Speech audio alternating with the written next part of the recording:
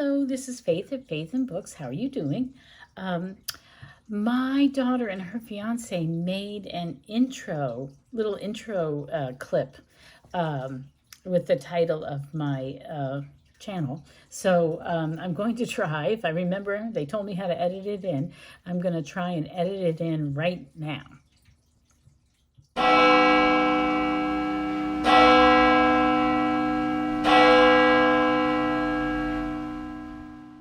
Okay, so hopefully that got put in successfully. Anyway, thank you very much, Becky and Andrew. So I have read 4 books so far in September, and so I thought I would talk about them. So 2 of them are short, and then one of them I've been reading for ages, and one of them was a Trollope. So I'm really pleased that I finished another Trollope just before Victober starts. But this is the Toothpaste Millionaire, which I read out loud to my 7-year-old grandson. It's by Jean Merrill, and I thought this was delightful. It was a little bit over his head. He's just about turned 8, but the homeschooler in me wanted to make a unit study out of it. It touches very lightly and gently on race relations. It's about a white girl who moves to Cleveland, and she makes friends with Rufus, and Rufus is just on fire. He's an inventor and an entrepreneur, and he figures out that he could make toothpaste much, much less expensively than it's being sold for in the drugstores. So he starts to do that, and it starts out as a little business, but it really gets bigger and bigger. It's really funny and humorous, and it teaches all about, basic business concepts, how you have to keep accounts, and it has a lot of applied math in it, and you learn about auctions, and you learn about shares and stockholders, and just all kinds of business things. Makes you really think about what it takes to run a business. And it was quite a fun book. The very short chapters. This edition has nice illustrations in it. And we really enjoyed it. I don't know if he got everything, but I think he enjoyed it. In fact, so much so that we just started the Pushcart War, which is one that I think I'm more familiar with. I don't know if I ever read The Toothpaste Millionaire, but I know I read this when my kids were reading it. But anyway, we just started this morning. So we'll see if he likes this one or not. This might be a little bit over his head. I'm not sure. But anyway, we'll see. Anyway, I really liked discovering or rediscovering Jean Merrill's writing. I think she's quite a good children's chapter book author. So anyway, the Toothpaste Millionaire was the first thing. The second is my I don't want to say contribution. It's my participation in Historathon, the third quarter of Historathon. The first 2 quarters, for each one, I had read very long histories or archaeological survey type things. The first one was on Neanderthal man, and the second one was on, it was 1491. It was on the Americas before Columbus. And they were just really jam-packed with facts and all kinds of, detailed accounts of archaeological digs. And they were both heavy reading for me. It took me a while to read. I found both of them fascinating, but it took me a long time to read each. So I decided to go for more popular history, and something much shorter, and this was actually a reread. So this was Longitude, the true story of a lone genius who solved the greatest scientific problem of his time, by Dava, I guess it's Dava Sobel. She's a wonderful writer. I think she was a science writer for the New York Times. Somehow I got a signed edition, or at least it's on this little sticky note, Longitudinal Greetings, Dava Sobel. And this is from the Common Reader. And I don't know if people remember the Common Reader. It was this wonderful book catalog. It had such an eclectic and really kind of, I don't know, there was something so whimsical and charming and yet intelligent about their selection of books. I really loved it. And my aunt was the one who introduced me to The Common Reader, and I think this must have been her book, because I don't remember buying it. Somehow it showed up in my library, and I got a lot of her books when she passed away. I do remember reading the other book that was really popular by Dava Sobel, Galileo's Daughter, which I've already decided I'm going to read next year for Historathon, because I remember that one, and I'd like to reread it again. So anyway, so this is the story of this sort of uneducated carpenter who becomes fascinated with clocks. And then he hears about this desperate problem where governments are including England, will promise a prize money to anyone who can solve the problem. And that is sailors out on the sea, while they might know their latitude, they would get lost because they couldn't figure out longitude. So sailors had known latitude since ancient times. They'd been able to figure that out from the stars, but longitude didn't work that way. So latitude is like the equator and all the ones that go around. Lattice is Latin for wide. So the latitude is like the width. The longitude is Latin longus, are the lines that go from the North Pole to the South Pole, right? They all go around. The real important one is the prime meridian, right? Because that's where our clocks start, right? That's how we time everything. And this tells how the prime meridian came to be in Greenwich, England, as well. But anyway, this guy, John Harrison, he was a genius, and he figured out the problem by inventing the I'm not going to be able to say it, the chronometer. So, which is a clock that keeps good time at sea, and they could tell if they knew what time they left or what time it was supposed to be in England, I guess the prime meridian or wherever they were basing that, then they could figure out where they were longitude-wise out on the ocean. And the problem with not knowing longitude is that they had all sorts of very inaccurate ways of trying to gauge it. But if they were wrong and there was a fog or a storm or something, they could, wreck themselves on the shore. The book starts out with some really tragic shipwrecks, because they were wrong about their longitude. So there were two main ideas for solving the problem of longitude: through astronomy, because they figured they'd done that with latitude, so why not do it with longitude? They just had to crack the code, or you could do it with a timepiece. But the trouble with the timepiece is, out on the sea, with all the humidity and the dampness and the dirt or whatever, everything, no clock could keep time. It just wouldn't keep time well. And so it would slowly, get further and further behind, and then it would be inaccurate. So this guy, John Harrison, was trying to come up with a clock that could keep time. And he really did it. He had 4 different models. The first one he presented, which was called H1, he presented to Edmund Halley of Halley's Comet. And Halley was a really good guy. He was the astronomer royal, or whatever the title is, the head astronomer in England. And he was really open to it and excited about it. But Harrison himself was a perfectionist. He was absolutely driven. And he said, okay, this is what I've come up with, but I know I can improve it. Give it to me for a couple more years. So he goes back and he makes another model and he brings it. But even as he's bringing it, he's realizing the things that are off. So the third one that he did, it took him 19 years. He tinkered on it for 19 years, and his son William helped him. And he worked on it, but then he gets that there and he realizes, no, he wants to completely change how he does things. So H4 was the one that finally took off. But what happened in the meantime is all this politics. Because while Halley was a really nice, open-minded guy, most of the people working on the problem and sitting on the board of Longitude, which were the ones that was the board of prestigious people, and mostly astronomers, but then like Admiralty and stuff, who were reviewing all the different ideas to see whether any of them were worthy, actually worked and were worthy of the prize money.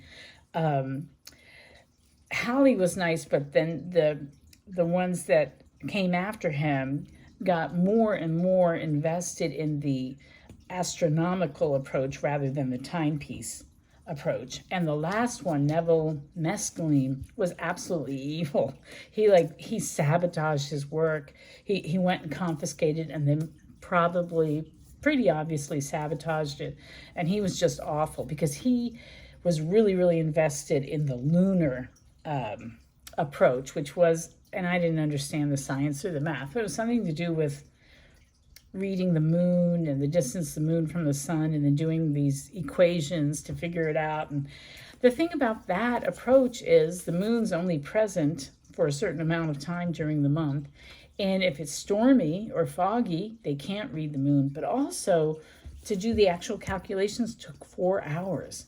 And there were so many places where you could get something, a small error, and that would just throw everything off. So it really didn't seem practicable, but the astronomers were absolutely convinced that the solution was going to come out of astronomy.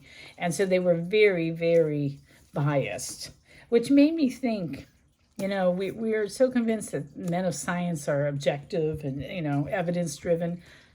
But I think this was another example of the fact that that's not the case. They get invested in things and certain approaches, and they're worried about money, and they get biased, and things become all political, and that's exactly what happened here. He sort of won in the end. He was sort of vindicated in the end. It was kind of bittersweet. And then what really saved him was that Captain James Cook took his chronometer, his fourth model on, I think it was the fourth model, on a long voyage with him, and used it for mapping purposes, and really liked it. I mean, said, this works, this is great. And so it became, in spite of the fact that the astronomers in charge weren't okaying it, it became more and more popular for the people who were going out to sea. And so eventually it did get accepted. It was crazy about how they were paying or not paying the price. They really just strung them along for like 40 years. It was really bad. And then there were, at the end, it's the people who actually learned, who took the chronometer, because it was very expensive to make, because it was this one guy, tinkering with it. But they learned how to mass produce it, and so it came down in price so that they could actually afford to put it on ships. So it was a very interesting story, and I enjoyed it, and she's a wonderful writer. So this was a good thing to read for the third quarter of Historathon. And I don't have the books that I'm planning to read next quarter with me right now. What were they? I'm going to read David McCullough's about the Johnstown flood, and I'm hoping to finish that book about the United Farm Workers. And I might have had something else even in mind, but we'll see what I get to. But anyway, this was my Historathon contribution or participation, and I really enjoyed it. It was a good reread. All right, then, this is pretty exciting. I read a Trollope. I started this in the beginning of August, and but I was on vacation. I didn't have the light to sit and read it, so I waited till I got back home, and then I had other things that I was starting. So I finally got to this about, I don't know, when did I start this? 10 days ago, a week ago? I'm not sure, but this is a shorter Trollope, so I don't think it's quite 300 pages. Yeah, but it kind of reminded me of The Warden, because it's a character study of a clergyman who gets in a bind and how he responds. Except Dr. Wortle has a completely different personality from Septimus Harding, the warden. And so it was really interesting. It was a really interesting ethical dilemma that Dr. Wortle was willing to really suffer a lot of sacrifice for his opinion, which was not the regular opinion that most society had on how to handle the particular problem. So it was really interesting. They have people traveling to the United States, to Missouri and Chicago and San Francisco. So you get Trollope's view of kind of what the West was like. And it was really unusual because the guy I mean, I didn't understand it. To me, it didn't make sense because I thought travel would take a lot longer. When was this originally written? Because the guy, one of the characters is in San Francisco and he says, I'll be back in England in a week. And how can you be back in England for a week? Wouldn't it just take a week to get on a train and cross the 1881? So I thought that was the funniest thing, but maybe I'm misremembering it. But I remember that jumped out at me like, huh? How could he be back in a week? Anyway, it was a good story. I really liked one of the characters who's like a foil to Dr. Wortle. Dr. Wortle has a lot of self-confidence. He's smart. And he has a lot of self-confidence, and he has a lot of drive. But he kind of runs on intuition. He really trusts his own intuition and his own way of doing things. And he doesn't let anyone else tell him what to do. But there's another clergyman who he really likes, even though they're very different. This other clergyman, Mr. Puddicombe, or something like almost like pudding, Puddicombe, or something like that. He's very objective and kind of a rational kind of person and very honest, but you know, a good person. And so I really like that Dr. Wortle would go and bounce off his ideas, try to get advice from Mr. Puddicombe. And even though sometimes the advice would make him angry, he always had respect for the man. So I really liked those two different personalities, and how you could tell from that, to me, that Dr. Wortle was a good person, because he was willing, even though somebody might make him angry because he didn't know if he would really wanted his advice, but he respected him so much he wanted to just at least hear what he had to say. So this was a good book, and it also, I was thinking about this, it also shows like 3 different marriages. There's Dr. Wortle's marriage with his wife, who's a very sweet, kind of submissive person, although not always. And then she's very soft-hearted and very proper, you know, very conventional. And then there's the Peacocks, and they're the ones that they have this irregular marriage. And their love story is very interesting. And then you have Dr. Wortle's daughter, Mary, just starting out with her love life. So it was, I like the 3 different couples and how they sort of contrasted with each other too. So, you know, 5 stars for this. I enjoyed it, and I'm excited to read more Trollope next month in October. And this was one of my mother's books. I'm now keeping my mom's. We didn't know where her collection of Trollope was for 20 years. And then we just discovered it this summer, and so I'm now the keeper of her Trollope collection. And so this was the first one that I read from my mom's Trollope collection, so it was a good one. And then the last book that I'm not going to go into a lot of detail about, because I'm going to make a separate video, I think. I have to really sit and gather my thoughts. This was my theology read. It's Introduction to Christianity by Joseph Cardinal Ratzinger, who became Pope Benedict. And I started this group where we were just going to read it for Pentecost, so the 50 days after Easter, up to the Feast of Pentecost. And some people got it read in time. Other people read, you know, were late, but finished it. I'm the last one to finish it. I could not read it quickly. It was so moving and profound and thought-provoking.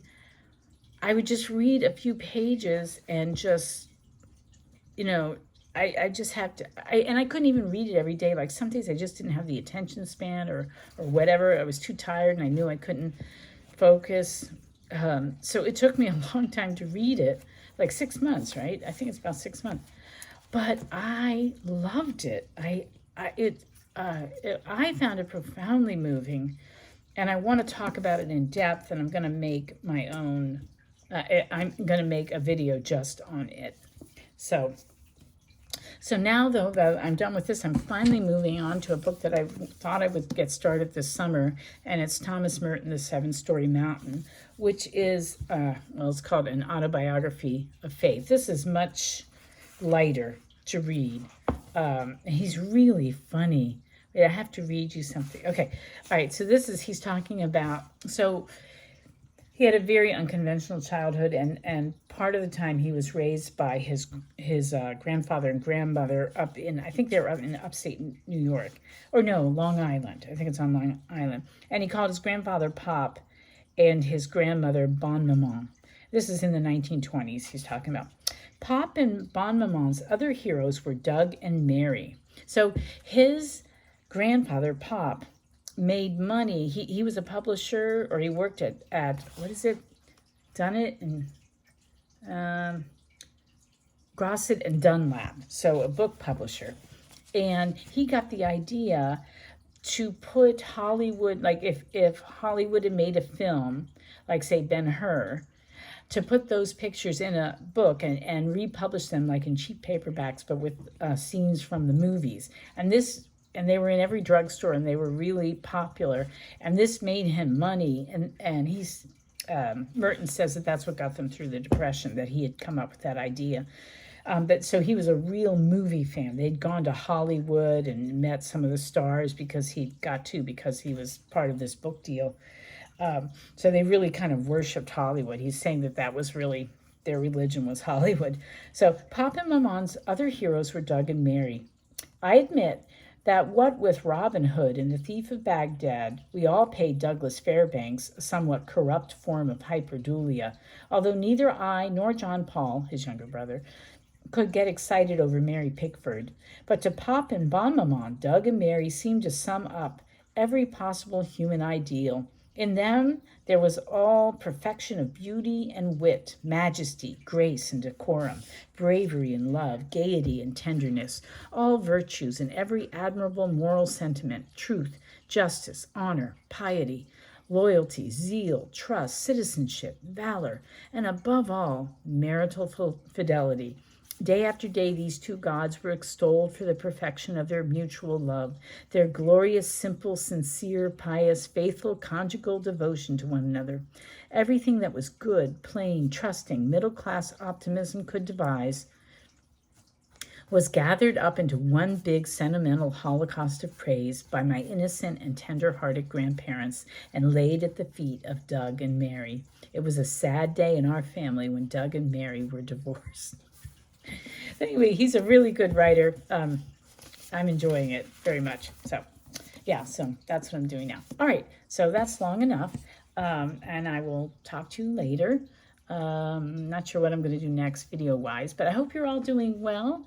I hope you're having an enjoyable fall. It's been a really beautiful fall day today because it didn't rain. It's been really rainy, but it did rain today. It was really nice and cool. So anyway, I hope you're doing well, and happy reading. Bye.